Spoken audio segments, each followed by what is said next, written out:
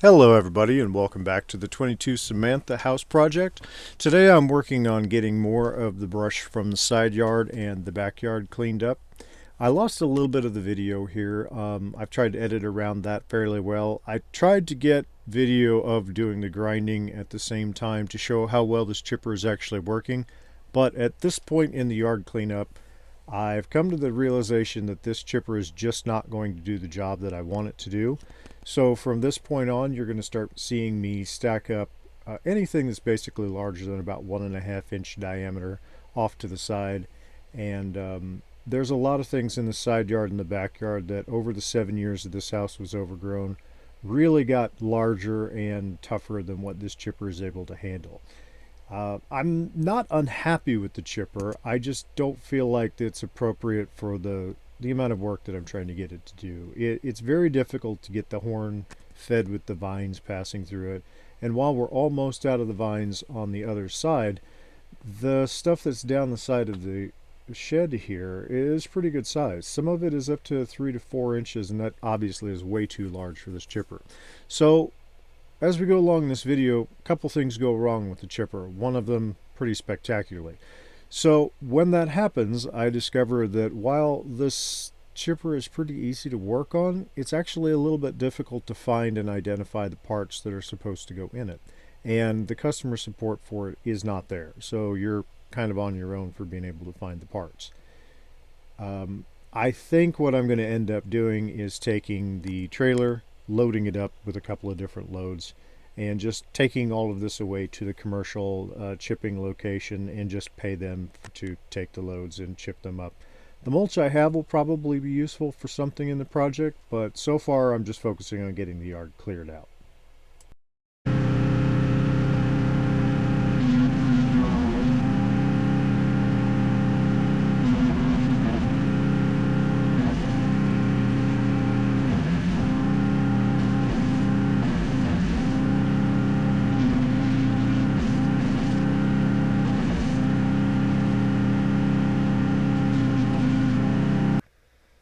The camera was a little unstable here, and I don't know whether I hit it with something or maybe one of the neighbor's dogs came by and knocked over the stand, but it knocked it over about halfway through here, and somehow that corrupted the audio along with it as well, which was quite strange.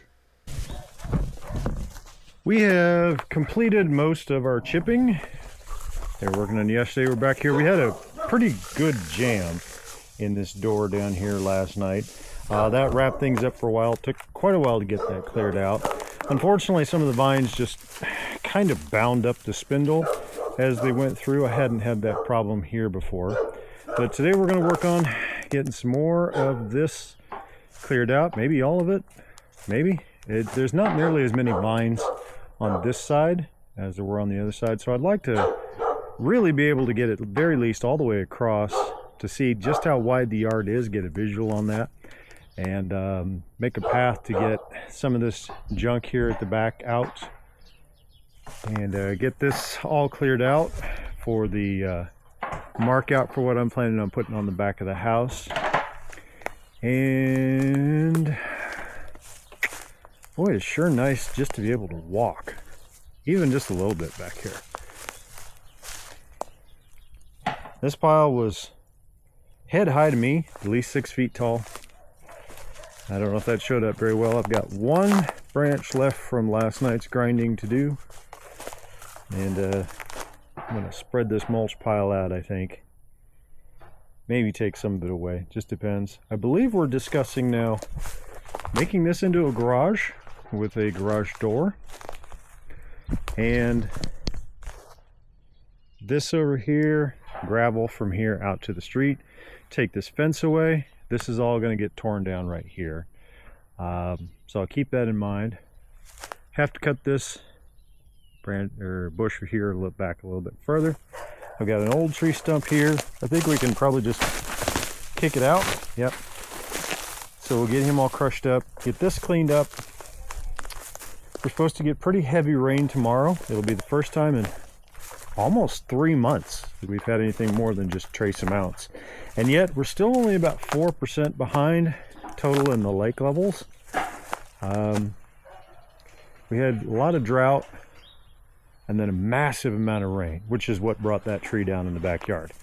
But we'll get to it. I'll get you guys set up so you can get some pretty good viewing. I think this is going to go a lot faster than the other side did, but those are often famous last words, so we'll see what happens. Back in a bit.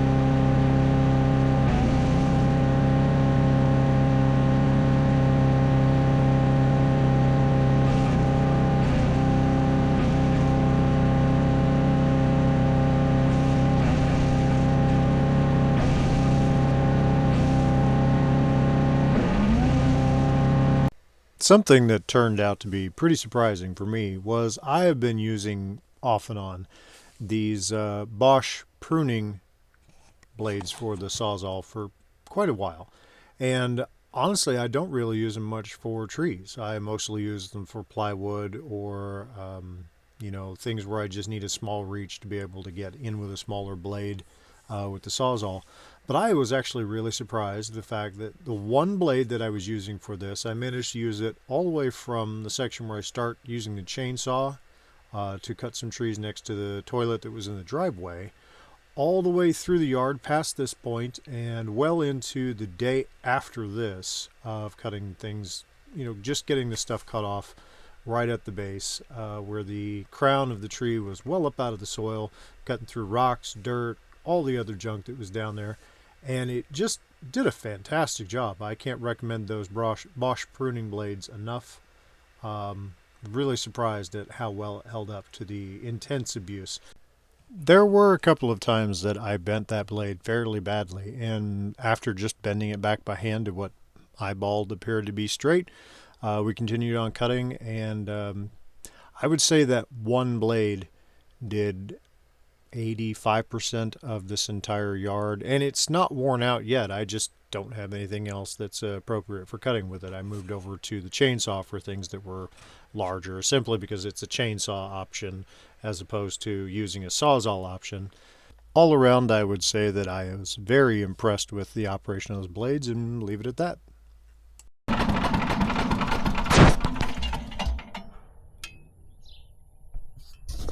I don't know if you guys could hear this, but we have developed a bit of an issue. The muffler has blown itself apart. All the bolts have fallen out. And now, the nuts that held this on, all but one of them have blown themselves off. So we're going to wait for this to cool down. We're going to run to the hardware store and see if we can't get this put back together with some nuts that actually stay on it.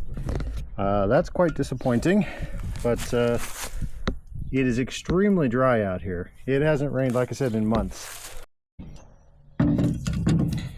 Here are the results from the run to the local hardware store. I made a couple of discoveries here.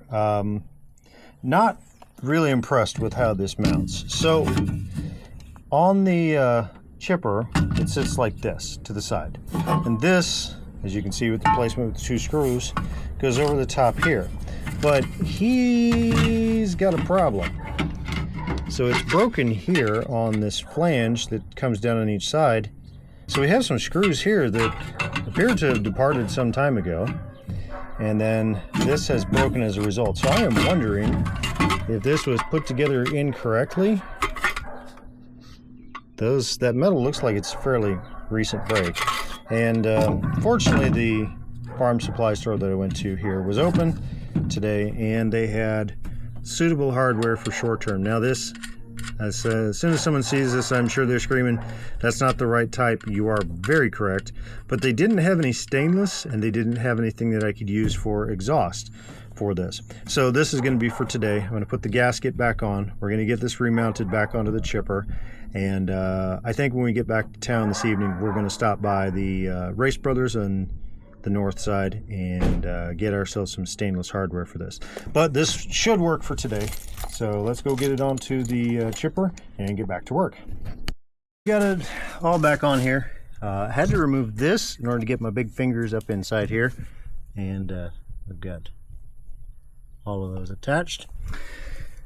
I need to get a new cover, I think, for this, and should get this changed out. I'm not sure whether these were here or not when I bought it. I don't remember. So I'm just going to assume that was my fault and continue on. In the meantime, let's get back to it. It has gone from being around 33 degrees to, we are supposed to get up to 70 today, and it is January 7th. That is weird. All right, here we go. You can see in the background on the left-hand side some of the larger logs that were in this pile. There's still quite a few more that'll be piled up over there as I go around and finish up the yard. But the process accelerates quite a bit once I start just dropping the trees and not worrying so much about whether or not I'm going to be able to get them ground up the same day. I'm really looking forward to being able to get started on some of the more substantial aspects of the house and the tear down and tear out. But the yard comes first because I've got to be able to get the trailers in here on both sides to be able to take things away and also to be able to get stuff in that I need to install. We're running this pretty hard, as you guys have seen. We're putting some pretty big stuff in here. It says up to 3 inches, but we have just shelled a cutter pin off, and this actually came out of the chute and landed in the mulch over here. And of course, it's not going to run unbalanced. We got some pretty good chips in that cutter blade there. And that's it for this guy for today. Let's see if we can get some other stuff done. I'll probably just continue cutting, clearing this up and stacking this up for another pile once we get this machine fixed.